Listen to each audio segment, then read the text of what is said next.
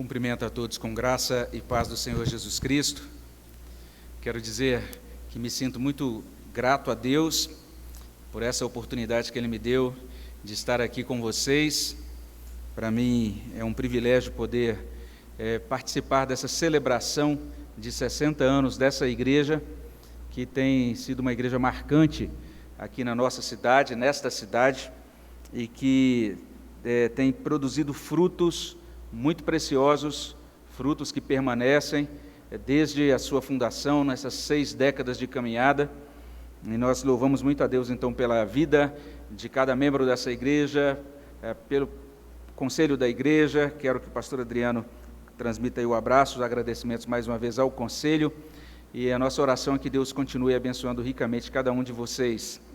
Nós começamos hoje a meditar sobre Gênesis capítulo 4, e a gente vai prosseguir agora à noite, terminando de olhar para esse capítulo. Então eu quero convidar, nesse momento, para que você abra a sua Bíblia em Gênesis 4, e nós vamos olhar os versículos 25 e 26. E se você encontrou, nós vamos ler a palavra de Deus. Convido você, aqueles que quiserem, puderem ler junto comigo, Gênesis capítulo 4, de 25 até 26. Vamos ler juntos a palavra de Deus. Diz assim: tornou Adão a coabitar com sua mulher, e ela deu à luz um filho, a quem pôs o nome de Sete, porque, disse ela, Deus me concedeu outro descendente em lugar de Abel, que Caim matou. A Sete nasceu-lhe também um filho, ao qual pôs o nome de Enos. Daí se começou a invocar o nome do Senhor. Vamos orar mais uma vez. Senhor, obrigado por essa palavra. Nos dirigimos ao Senhor, Deus soberano, Deus que enviou o seu Filho, como terminamos de cantar, como Cordeiro para consumar a redenção. Deus que também enviou o Espírito Santo para habitar no meio da tua igreja, para consolidar, para estabelecer um santuário nesta terra, formado por todos aqueles que creem, que conhecem o Senhor. Espírito Santo que não apenas inspirou as Escrituras, mas que também está aqui conosco hoje para nos ajudar a compreendê-las e para aplicar essas Escrituras no nosso coração. Recebe, ó Pai, toda a honra, toda a glória por tudo que o Senhor tem feito na vida desta igreja ao longo do tempo, e recebe toda a honra e toda a glória também nesse momento em que estaremos meditando na Tua Palavra. Fala aos nossos corações, muda, Senhor Deus, traz para a nossa vida aquilo que o Senhor deseja, para que sejamos edificados, para que haja salvação, para que haja consolação. Abençoa, Senhor Deus, esta reunião, esse encontro, que possamos sair daqui com esta convicção de que o Senhor falou às nossas vidas. É o que pedimos no nome de Jesus. Amém, Senhor. Hoje, mais cedo, na escola dominical, nós tivemos a oportunidade de abrir o livro de Gênesis, tivemos um momento de estudo bíblico. Quero dizer que foi um momento realmente muito agradável para mim, e aí vai essa palavra de motivação e de cumprimentos, assim, de elogios a essa igreja, que desde ontem, desde o encontro dos homens, sempre trouxe aí questões e perguntas, e foi muito participativa no estudo ontem, e hoje de manhã também, pela manhã. Eu gosto muito de estudo bíblico em que as pessoas fazem perguntas, Então, parabéns a vocês aí pela participação, que Deus possa mantê-los assim sempre interessados e participativos.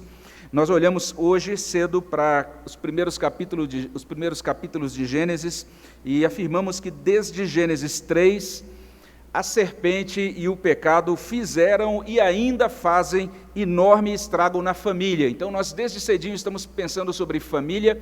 Hoje cedo nós falamos que tivemos a oportunidade de compreender que, de acordo com a Escritura, aquela família da aliança, a família de Deus, a família cristã, ela está sujeita a muitas dificuldades, e ela pode inclusive ter de lidar com tragédias, e vai ter muitas vezes que lidar com situações extremamente complexas, e somente na dependência da graça de Deus é que nossas famílias podem prosseguir.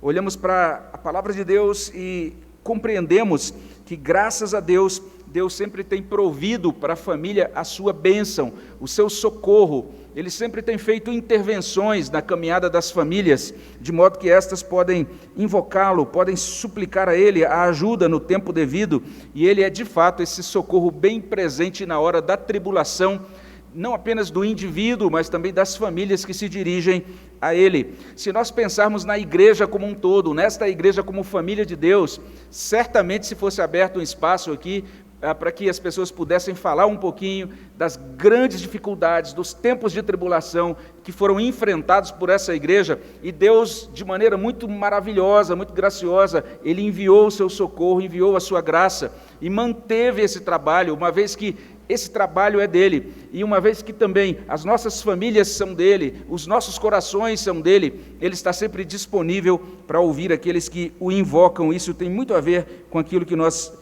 olharemos nesta noite.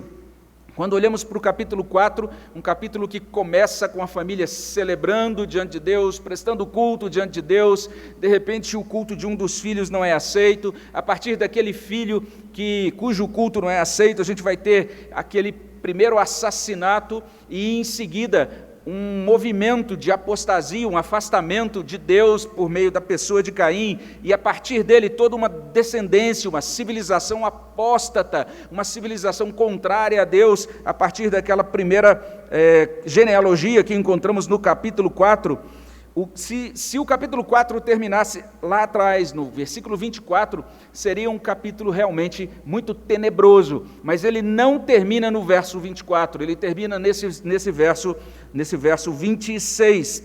E quando olhamos para esses versículos 25 e 26, nós encontramos aqui a ajuda de Deus para as nossas famílias. A família precisa de ajuda, mas o que pode ser feito para ajudá-la? A família precisa de renovação, mas de que maneira Deus a renova? Gênesis 4, 25 e 26 vão nos ajudar a compreender que Deus renova a família, em primeiro lugar, com novos começos. Deus renova a família com nova esperança. Deus renova a família com um novo culto. Então, todas essas maravilhosas verdades estão contidas aí, nesses versos finais do capítulo 4 de Gênesis. Eu queria convidar você, então, para olhar aqui comigo, para a gente se aproximar um pouco mais e prestar atenção nessa primeira verdade que deflui desse texto, ou seja, Deus renova a família com novos começos. E onde é que estão esses novos começos? Basta a gente verificar o verbo coabitar.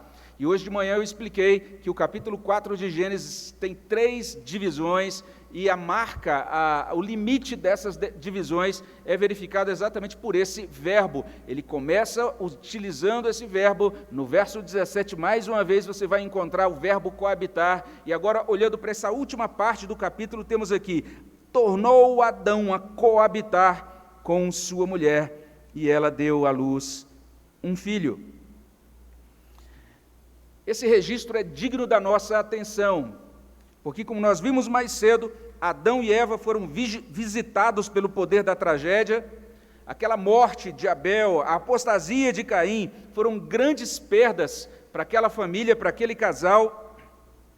E quando nós pensamos nisso, com mais vagar, a gente precisa considerar que a morte na família pode produzir feridas profundas, e pode, inclusive, terminar afastando as pessoas enlutadas umas das outras.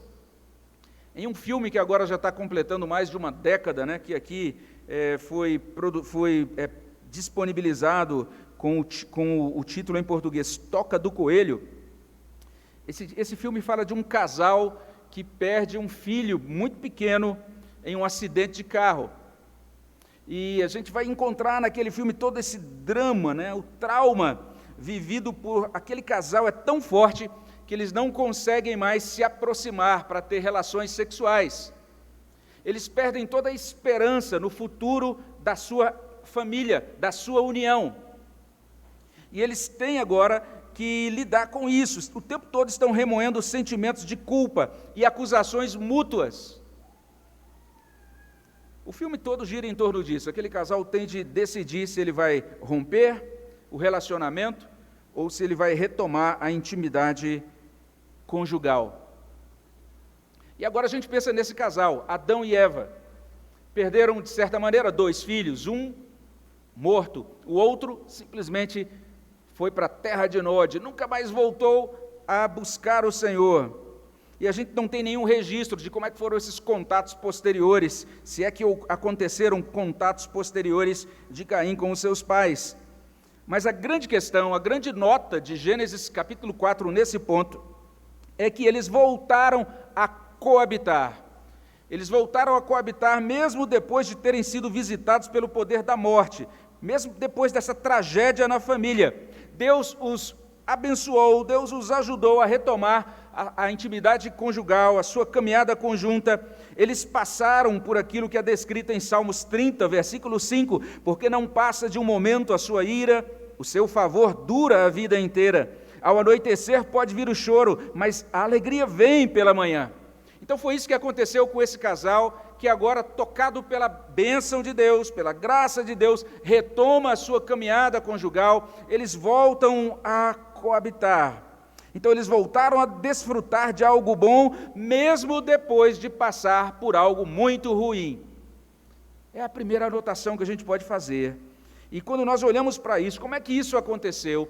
Como é que eles foram, então, revitalizados, renovados no seu relacionamento e puderam retomar a sua caminhada como casal e como família diante de Deus? A gente precisa compreender que isso não se deu por conta de argumento, ou de técnica, ou de força de vontade apenas, mas isso aconteceu pela graça de Deus. Deus os abençoou e Deus, então, concedeu a eles graça nessa interação com o próprio Senhor, porque é isso que Deus faz, Ele muda a sorte dos abatidos, Ele torna possível essa reaproximação daquelas pessoas que, por conta do pecado, por conta das circunstâncias, foram anteriormente distanciadas.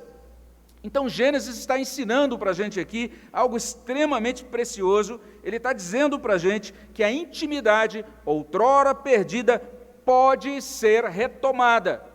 É isso que a gente está olhando na vida deste casal. Gênesis está nos ajudando a compreender que cônjuges, pais, filhos e irmãos podem ser reaproximados pelo poder terapêutico de Deus. Então Deus, com a sua graça, operou no coração daquele casal e eles retomaram a caminhada conjugal, e a chegada de um filho confirma agora essa continuação da bênção de Deus, que é pronunciada desde Gênesis capítulo 1, verso 28.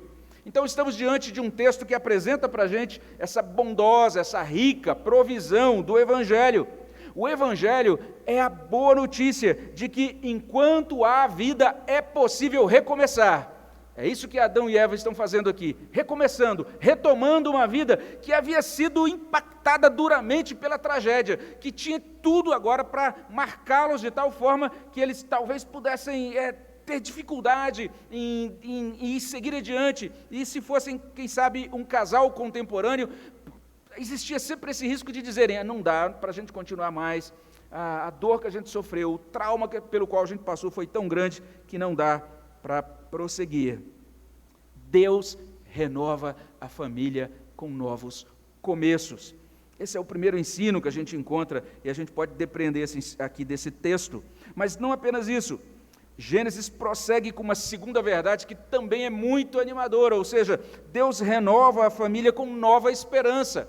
E você vai perceber isso ainda aqui nesse verso 25, diz assim, ela deu à luz um filho, a quem pôs o nome de Sete, porque disse ela, Deus me concedeu outro descendente em lugar de Abel, que Caim matou. Essa declaração de Eva é digna de nota, porque se compararmos com aquilo que ela disse no início do capítulo, a gente vai perceber uma diferença muito significativa. E temos aqui então esse registro de esperança. A esperança é publicada no nome Sete. O nome Sete faz um jogo de palavras lá no hebraico com o verbo conceder. Deus me concedeu. E alguns intérpretes sugerem ainda que esse nome significa designado, apontado. Então nasce agora este designado, este apontado. Se você tem, ou se você já já consultou ou tinha, né? Hoje poucos têm essa versão dentro da nossa igreja, mas lá na versão revista e corrigida, nós temos lá a vinculação do nome de Sete à ideia de compensação, de renovo, como se Sete de fato fosse essa compensação.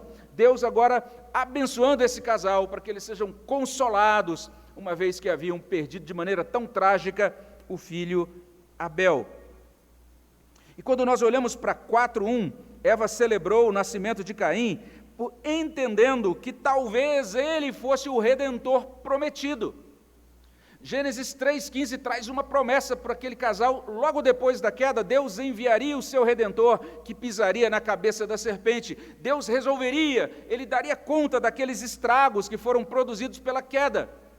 Quando inicia o capítulo 4, aquela mulher, quando nasce o seu primeiro filho, ela diz: adquiri um varão com o auxílio do Senhor. E como a gente meditou hoje cedo, existe muita possibilidade, existe uma boa margem de segurança para a gente dizer que isso significa que ela está entendendo que Caim é o filho prometido, ou que pelo menos para ela podia ser esse filho prometido.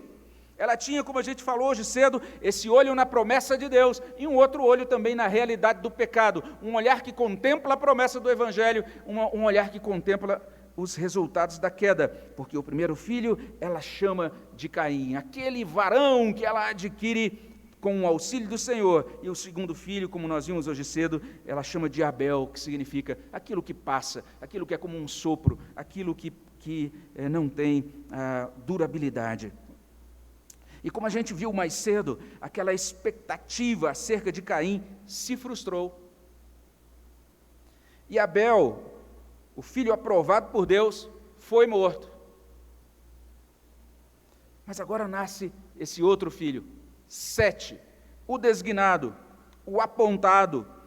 O que a gente percebe nesse nome é essa retomada da esperança da vinda do Redentor. Esta esperança da vinda do Redentor, com o nascimento de Sete, ela é renovada e ela é assegurada. Deus está confirmando que aquilo que Ele prometeu, no que diz respeito à redenção da humanidade caída, vai de fato ser realizado. E esse casal está renovando as suas esperanças, olhando então para aquela antiga promessa. Como vimos também hoje cedo, a partir de Gênesis 3,15, a raça humana está dividida nessas duas linhagens, essa linhagem que é a linhagem da serpente e, por outro lado, a linhagem do Redentor.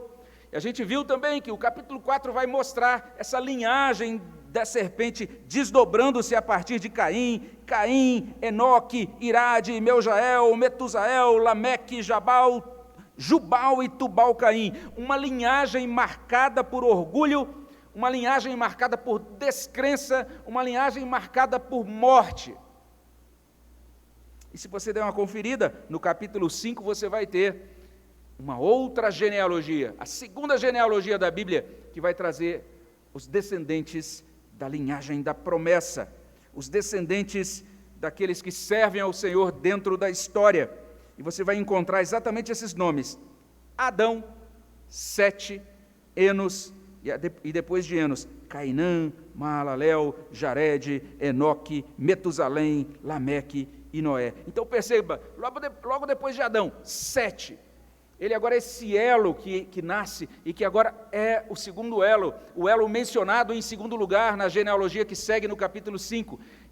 Estão depositadas nele as esperanças da vinda de um Redentor, as esperanças da bênção pactual de Deus para aquela família que tinha sido visitada por tragédia, mas que agora está sendo renovada por uma nova esperança.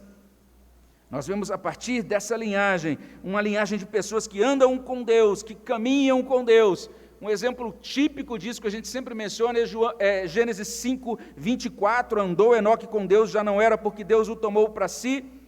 E se a gente olhar com atenção para Lucas 3,38, Lucas 3,38 vai dizer que Jesus Cristo, o Redentor dos filhos de Deus, é descendente de Sete e de Enos. O que Deus está fazendo aqui é trazendo para esse casal a bênção de um novo filho, que vai renovar esperança, esperança da graça de Deus, esperança da bênção de Deus, esperança da redenção de Deus. Quando olhamos para esse final do capítulo 4, depois de ver tudo o que aconteceu antes, É como se esse capítulo 4 fosse a primeira instância na Escritura que nos mostra, que insiste conosco, para que a gente aprenda a ler a história com as lentes da providência de Deus. Aquele casal foi tomado, assaltado por tragédia, mas Deus continua com aquele casal. Ele se mostra soberano sobre a história. Ele tem um propósito soberano na história.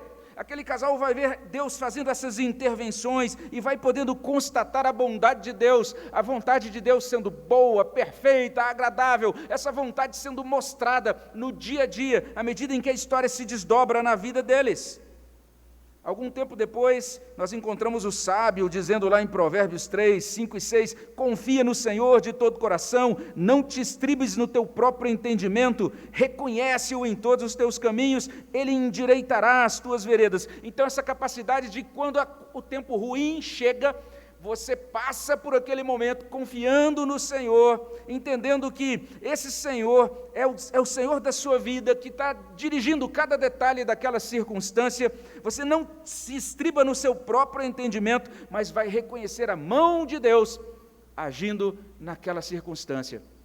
A gente tem isso nos hinos que a gente canta, não é? Terminamos de cantar um hino de gratidão a Deus, e a gente tem no nosso hinário alguns hinos que, sinceramente, se uma pessoa que não é cristã ler, leva um susto, porque a gente tem hino que diz, eu te agradeço, ó Deus, os meus amigos e os inimigos também te agradeço. Uma pessoa que não compreende o cristianismo não consegue entender como é que alguém pode agradecer por coisas que trazem desconforto, mas isso é possível quando a gente lê a história com os olhos da providência de Deus, quando a gente entende que as nossas vidas estão nas mãos do Senhor, estão em ótimas, em excelentes mãos. Nada frustra o propósito redentor de Deus.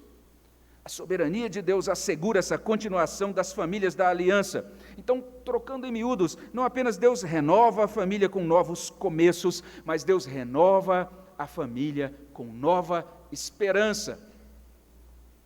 E para completar, a gente pode olhar para o último ensino. Quando olhamos para esse texto, a gente também pode afirmar isso, que Deus renova a família com um novo culto.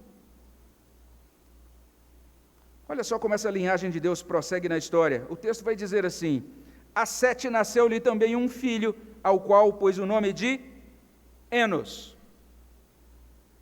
O nome Enos quer dizer, aquele que é humano. O nome Enos significa, aquele que é homem mortal. Esse é o significado. E tem um servo de Deus que informa que Enos tende a enfatizar a fragilidade, a mortalidade humana. Que nome interessante é esse? Enos. E um outro servo de Deus, a partir desse nome, vai dizer o seguinte, esse nome está indicando, acima de tudo, fraqueza, fragilidade. O que aconteceu a partir de Enos? Olha aí para a Escritura, você vai encontrar essas palavras.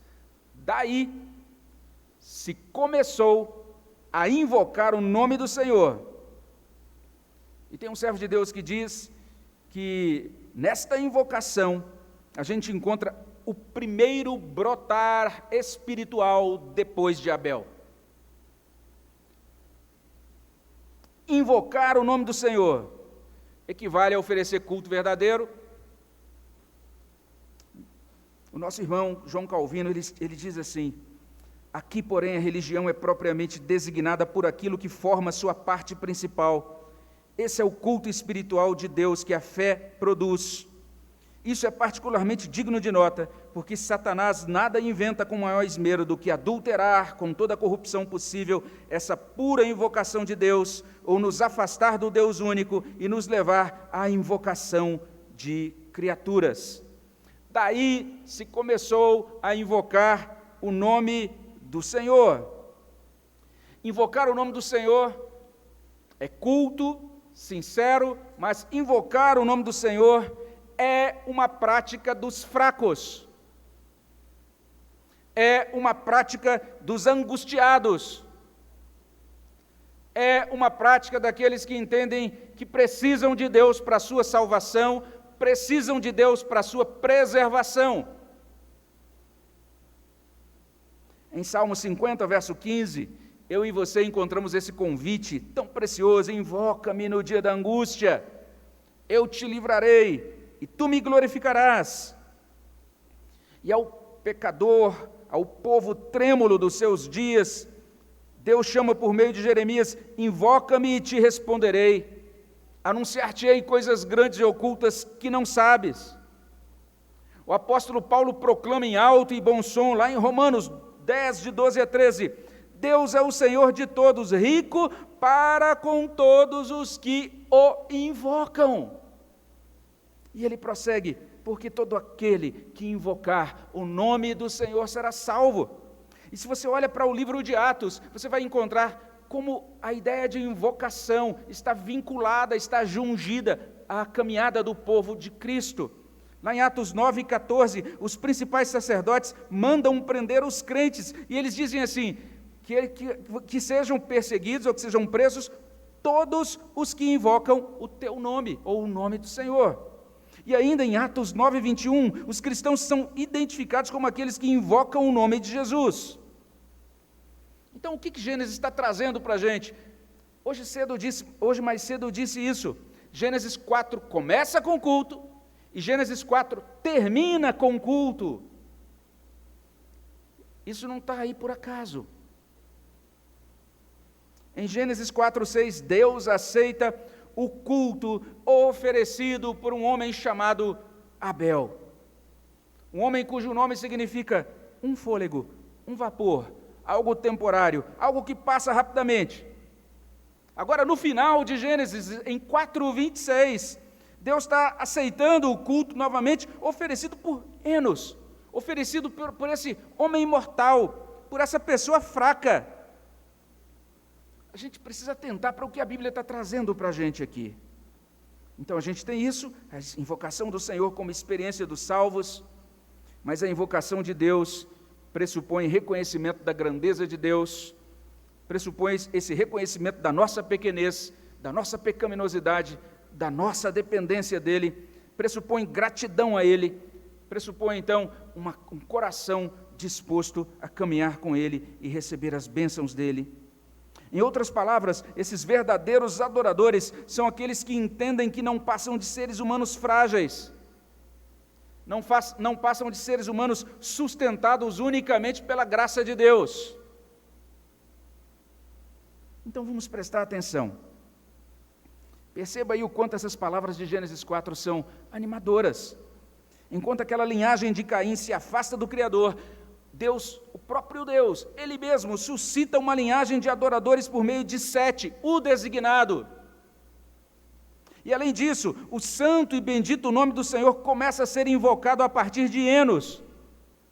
Mesmo depois de Caim abandonar a Deus definitivamente, a promessa de que Deus enviará a redenção não é anulada. Pelo contrário, essa promessa é assegurada. Cristo virá, Cristo esmagará a cabeça da serpente.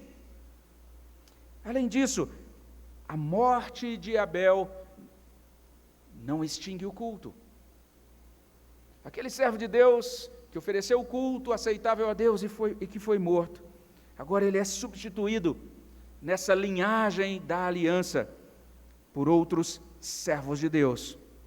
Deus provê em cada geração um culto renovado, essa invocação sincera dele, que é o Senhor das alianças. Ele certamente tem feito isso com esta igreja. Há 60 anos atrás, um grupo começou a invocá-lo aqui. E Deus foi então mantendo, geração após geração, década após década. Ele foi mantendo esse trabalho à medida em que ele foi mantendo adoradores. Ele foi provendo adoradores em cada geração. E a renovação da família culmina no retorno ao verdadeiro culto. Que coisa preciosa para renovar uma família, retornar ao verdadeiro culto. O texto está dizendo, Deus renova a família com um novo culto. E a partir daqui a gente já pode concluir. Você vai perceber a simplicidade e como é maravilhoso e profundo esse texto de Gênesis capítulo 4. A gente vai perceber essa ênfase em renovação que Deus opera. Ele renova a família com novos começos, renova a família com nova esperança, renova a família com novo culto. E se a gente fizer uma apanhada desse ensino sobre a família de Gênesis 4, a gente pode dizer que existe sim motivo para nós nos afastarmos da família, para nós não termos relacionamentos perfeitos na família, por conta do pecado que entrou na história humana. Mas existe motivo para buscarmos reaproximação, porque Deus renova a família. Gênesis 4 registra não apenas esses fatos ocorridos com a família de Adão, mas o que Gênesis 4 está trazendo para nós é aquilo que acontece com nossas famílias hoje. A gente pode ler essas narrativas e se identificar com elas. Gênesis está apontando para a nossa necessidade de Deus aqui e agora. E existe uma relação que é muito maravilhosa entre aquela promessa de Gênesis 3,15, a promessa do Redentor, e Gênesis 4, 25 e 26, os nascimentos de Sete e Enos. A gente vai percebendo, então, na dinâmica que é proposta por esse livro de Gênesis, essa tripla pulsação nas relações. Isso se aplica a todas as relações de todas as famílias da aliança. Conexão, aproximação, quando Deus cria esse primeiro casal, ali no capítulo 2, e os aproxima, e Adão profere a primeira palavra humana registrada na Bíblia, aquele cântico do amor, mas depois afastamento a partir da queda, o surgimento de dificuldades a partir desse ponto, em seguida uma família que, apesar de cultuar a Deus juntos, apesar dos pais ensinarem o culto aos seus filhos, mas um dos filhos simplesmente começa a guardar no seu coração algumas coisas muito esquisitas, mata o seu irmão, se afasta de Deus, inicia agora uma descendência ímpia, uma descendência apóstata, conexão, afastamento, mas depois renovação. Renovação pela graça de Deus, pela bondade de Deus, pelo poder de Deus. A graça de Deus na família operando o amor. Quando olhamos para o relato de Gênesis 4, nós nos sentimos assombrados. E nós nos sentimos assombrados porque companheirismo, afeição, intimidade entre marido e mulher, entendimento, respeito, equilíbrio, confiança, cuidado com os filhos, honra aos pais, amor entre os irmãos. O que Gênesis está dizendo é que todas as áreas da vida familiar, da aliança, foram afetadas pela serpente. Isso realmente assombra. A gente precisa perceber a complexidade do problema da família, a partir dessa narrativa de Gênesis. A gente tem que desconfiar dessas receitas simples, do tipo, participe desse seminário de um final de semana e a sua família todos os problemas serão resolvidos, ou alguma coisa assim. Parece que Gênesis está nos ajudando a compreender que a caminhada de uma família de pecadores não cabe num currículo de um curso rápido. As interações, as dinâmicas familiares possuem camadas de complexidade, nenhuma família é igual a outra. Além disso, a gente tem que deixar de lado também aqueles raciocínios mecânicos. Aquela ideia de que a família funciona como uma maquininha, bastando você girar ali uma determinada engrenagem para fazer a sua família funcionar bem. Então agora eu entendi, se eu fizer a devocional, se eu levar a família da igreja, se a gente participar das atividades, dos acampamentos, então com isso eu já estou com a minha família blindada. Não é isso. Gênesis está dizendo, olha essa família, e perceba como é muito mais complexo. Às vezes esse giro da engrenagem é motivado aí por dicas infalíveis de um especialista em relacionamentos. A serpente continua igual. Os nossos corações são piores do que o de Adão, porque lá no coração de Adão, antes da queda, não tinha natureza pecaminosa. O nosso tem, a gente já nasce em pecado. Por fim, a queda deveria nos tornar mais reticentes e cuidadosos antes da gente julgar famílias. Quando você olha para uma família que está passando por crises, cuidado antes de julgar, cuidado. Somente Deus sabe o que de fato está acontecendo entre quatro paredes. Então, ao invés da gente proferir juízo leviano sobre uma família que passa por crise, a gente deveria orar por aquela família. Mas prestemos atenção. Olha o que Gênesis 4 diz. Ele está dizendo assim: todas as áreas da vida familiar podem e devem ser renovadas por Deus Redentor. É isso que está aqui em Gênesis 4. A renovação da família é possível unicamente por Jesus Cristo, por conta dele, por causa da pessoa dele, por causa da obra dele. A aliança dentro de cada família subsiste por causa da aliança de Deus administrada a nós soberanamente. Se é assim, se isso é assim, e de fato é, preste atenção em Jesus Cristo. Nós terminamos de cantar sobre ele, em Isaías 53. Ele é o Redentor que sustenta tudo. Ele é antes de todas as coisas. Nele tudo subsiste, inclusive a sua família. Preste atenção na redenção, nessa obra que Cristo opera. É uma obra de Cristo que inclui e restaura tudo, como a gente encontra lá em Colossenses 1:20, e que, havendo feito a paz pelo sangue da sua cruz, por meio dele reconciliasse consigo mesmo todas as coisas, quer sobre a terra e quer nos céus. E, por favor, preste atenção no Evangelho. Entenda o que é o Evangelho. O Evangelho é essa boa notícia sobre a salvação pela graça, essa possibilidade de paz com Deus mediante a fé em Jesus Cristo, essa paz que não é ancorada no nosso desempenho, que não depende da nossa perfeição, não é baseada em justiça própria, mas ela é baseada unicamente em Jesus Cristo. E olhando então para o Evangelho, nós devemos fazer como aquele servo de Deus que escreveu: peguei todas as minhas boas obras e todas as más, lancei-as num amontoado diante do Senhor, fugi de ambas e me dirigi ao Senhor Jesus Cristo, e nele eu tenho doce paz. Nós temos que ter essa experiência, colocar tudo nas mãos dele, entender que o Evangelho é essa verdade sobre o amor de Deus que conserta relacionamentos e conserta pessoas quebradas, conserta famílias quebradas. O Evangelho é o poder de Deus para a salvação, não apenas salvação da alma, a salvação individual, mas salvação da família.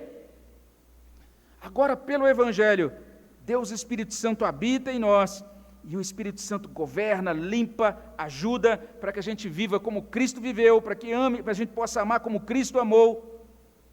Tanto é assim que isso que a gente chama de renovação da família, nada mais é do que o Espírito Santo produzindo o fruto dele nos nossos corações, fazendo com que o caráter de Cristo seja experimentado nos relacionamentos da família. Mas observe só, agora, com base no Evangelho, a gente pode esperar coisas realistas da nossa família. A gente pode amar o real ao invés do ideal. O ideal é sempre fantasioso, o ideal é sempre ilusório. Então, alguns casais, algumas famílias demoram para compreender isso. Alguns filhos demoram para compreender: eu preciso amar o meu pai real, a minha mãe real. Alguns cônjuges demoram a entender: eu preciso amar o meu cônjuge real, e não aquilo que está idealizado, não essa abstração que eu continuo alimentando ao longo dos anos na minha mente e no meu coração. E amar o esposo e a esposa, o pai e os filhos, os avós, os irmãos de carne e osso, com os quais a gente convive em família, amar nos termos do Evangelho, amar pecadores que são salvos pela graça, amar com o mesmo amor de Deus que perdoa e acolhe o pecador, amar com esse amor de Deus que não apenas acolhe, mas também aperfeiçoa. O amor de Deus muda a nossa família para melhor. E finalmente, meus irmãos, agora pelo Evangelho, nós passamos a compreender que os vínculos do casamento e da família refletem essa relação muito sublime entre Cristo e a igreja. A gente mencionou isso no encontro de homens ontem, mas é muito importante a gente sempre olhar para Efésios capítulo 5 E lá nos versos 31 e 32 a gente encontra: eis porque deixará o homem a seu pai e sua mãe, se unirá à sua mulher, e se tornarão os dois uma só carne. Grande é esse mistério, mas eu me refiro a Cristo e à igreja. E que amor é esse? Que tipo de relação é essa entre Cristo e a igreja? Basta conferir João capítulo 13, versículo 1. Jesus Cristo amou aos seus discípulos até o fim. E agora nós vamos poder amar o nosso cônjuge até o fim. Nós vamos amar os nossos filhos até o fim. Nós vamos amar os nossos pais até o fim. A gente olha para esse evangelho, a gente olha para isso que Cristo realiza, a gente vai encontrar esse amor para a vida toda, que se derrama para a eternidade toda, e que aparece muito bonito, apesar de todos os estragos produzidos pela queda, na experiência da família cristã. Nós terminamos de ver isso, início do culto. O Walter Júnior falando do casal que está completando, quantos anos, Walter, de casados? 59 anos de casado. E aqui eu quero terminar mencionando uma história que é contada por um pastor, não é muito lido aqui no Brasil, chamado Walter Trubich. E ele relata o seguinte, que um pastor tinha 7 filhos, e após 30 anos de casado, a esposa dele apresentou uma enfermidade, um tumor no cérebro. E aquilo então foi tornando-a cada vez mais fragilizada. E às vezes ela não conseguia raciocinar com clareza, de vez em quando ela era tomada por um impulso, querendo sair de onde estava. Então, se ela estava em casa, ela queria fugir da casa, onde ela estivesse. Então, ela sempre corria esse perigo de ser tomada por esses ímpetos. E por conta disso, aquele marido tinha que vigiá-la dia e noite. E à medida que a enfermidade dela se agravava, e somente com muita dificuldade é que ela conseguia falar. E depois de um tempo, ela já não conseguia mais andar. E depois de um tempo, ela tinha que ser alimentada, ela tinha que ser lavada, ela tinha que ser vestida. E isso se prolongou por 15 anos. E todas as vezes, de vez em quando, chegavam os amigos, ou então familiares, diziam: pastor, interna a sua esposa num asilo, numa instituição, é muito pesado para o senhor, muito pesado para a família. E aquele pastor dizia: ela é a minha esposa, ela é a mãe dos nossos 7 filhos. Eu não posso interná-la no asilo ou no hospital. E pouco antes dessa senhora falecer, ela foi visitada por uma amiga, a esposa do pastor Trubich. E ela conseguiu falar um pouquinho naquele dia. E ela disse essas palavras, ela disse: Ingrid, toda vez que você e o Walter falarem sobre casamento, eu desejo que vocês contem ao povo que o meu marido me ama hoje como me amou quando eu era sua noiva. E daí o pastor Trubich conclui dizendo o seguinte: este é o amor que retrata o amor de Cristo para com a sua igreja. É isso que é possível a um casal que, mesmo afetado pela queda, mas dependendo da graça de Cristo, pode viver. Esse casal pode ter a sua esperança renovada, esse casal pode ter o seu culto renovado, ele pode ter a sua intimidade renovada. Essa é a descrição de um casal que foi sustentado até o fim pela graça e pela força de Deus por meio de Jesus Cristo. E a minha oração é que nós entendamos que Deus é não apenas o Criador, mas Ele também é o sustentador da família. E que os rumos da nossa família estão nas mãos dEle. Ele tem tudo estabelecido no seu projeto, no seu propósito soberano. Se a família sofre abalos que assustam, se ela sofre abalos que tumultuam a alma, ou se parece que a família perde o chão, ou se parece que a família é sugada pelo abismo da confusão, saibamos que Deus dirige a história com sua providência, especialmente a história da nossa família.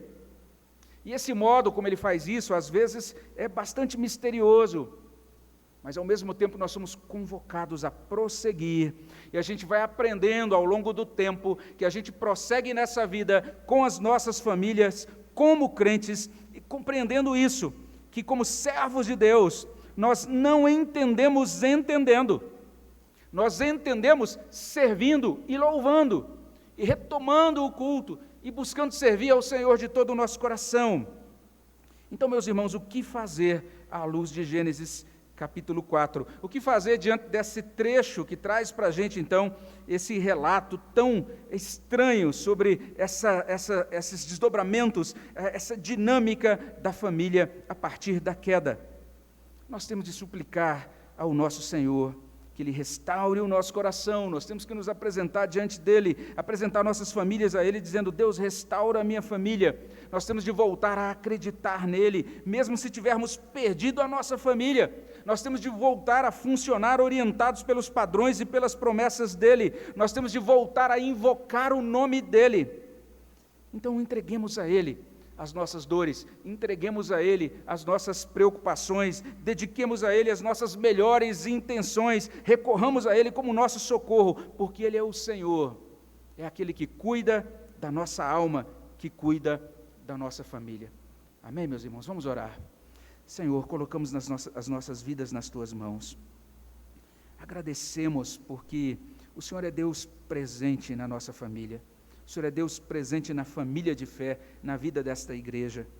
E à medida em que nós caminhamos, e à medida que somos defrontados ou confrontados com desafios, ou obstáculos, ou dificuldades, ou tribulações de toda ordem, ó Deus, que bom nós sabermos que podemos elevar o nosso coração aos céus, invocar o nome do Senhor, assim como foi feito a partir de Enos, reconhecendo que somos fracos, que não temos vigor em nós mesmos, mas aqueles que esperam no Senhor renovarão as suas forças, aqueles que esperam no Senhor serão providos com graça e com misericórdia, aquelas famílias, ó Deus, que buscam o Senhor e que se colocam diante do Senhor, dizendo: Senhor, socorre-nos, Senhor, ajuda-nos nesse momento duro, difícil, diante de questões aparentemente irresolúveis, mas o Senhor é Deus Todo-Poderoso, nada é impossível para o Senhor. O Senhor é um Deus gracioso, que é fiel às Tuas promessas e que jamais abandona aqueles que pertencem ao Teu povo. Nós invocamos o Senhor nesta noite e suplicamos que o Senhor derrame a Tua bênção sobre esta igreja e que nos próximos 60 anos ela continue firme nessa cidade, louvando o Senhor com muita alegria e declarando, como nós ouvimos nesta noite, que o Senhor é um Deus bom e que a sua misericórdia dura para sempre, que isso possa ser feito por toda a igreja, que isso possa ser feito nas nossas famílias, que cada coração aqui se volte para o Senhor e possa dizer isso, que o Senhor é bom e a tua misericórdia dura para sempre. Nós agradecemos porque podemos colocar as nossas vidas diante do Senhor, agradecemos por tudo que o Senhor tem feito por nós, pelas famílias desta igreja, pela vida dessa igreja ao longo dos anos, que o Senhor receba toda a honra e toda a glória. Nós louvamos o Teu nome no nome de Jesus. Amém, Senhor Deus.